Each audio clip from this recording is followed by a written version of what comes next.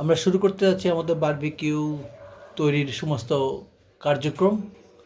আমরা আগুন জ্বালালাম।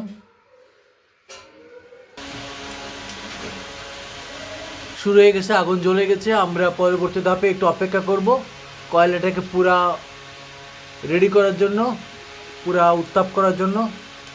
মাংস দেওয়ার আগে আগে একটু তেল আমরা লাগিয়ে নেব যাতে এতে লেগে না যায়।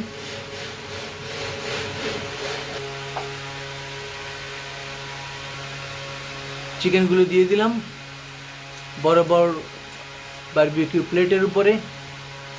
সো আমরা মাঝে মাঝে একটু বাতাস করে দিব যাতে কয়লাটা উত্তপ্ত থাকে। সো অ্যালিস উল্টায় দিচ্ছে যাতে উভয় পাশে সমানভাবে হতে থাকে। উভয় পাশে উল্টায় দেওয়া হয়ে গেছে। সো এখন অ্যালিস তেল দিয়ে দিচ্ছে, যেটা শুকনো হয়ে গেছে তার উপরে একটু হালকা তেল ঢেলে দিচ্ছে।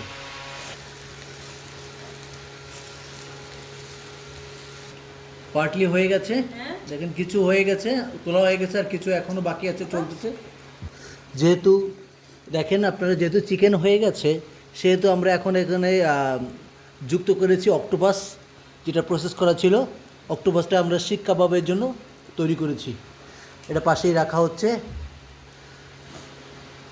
বারবিকিউগুলো হয়ে গেছে, এই যে আমরা চিকেন বারবিকিউগুলো তুলে ফেলেছি, খুব সুন্দর হয়েছে। হালকা পোড়া পোড়া করেছি যাতে একটু কড়া থাকে। আর নতুন করে যে আমরা অক্টোপাস দিয়েছি, শিক অক্টোপাস চলছে, ওটা হলেও দেখাবো। শুরু হচ্ছে খাওয়ার চ্যালেঞ্জ।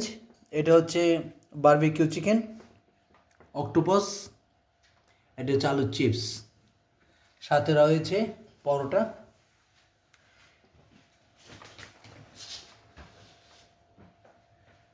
কেমন হয়েছে বাবু? খুব ভালো। অ্যালিস? এটা খুব ভালো হয়েছে।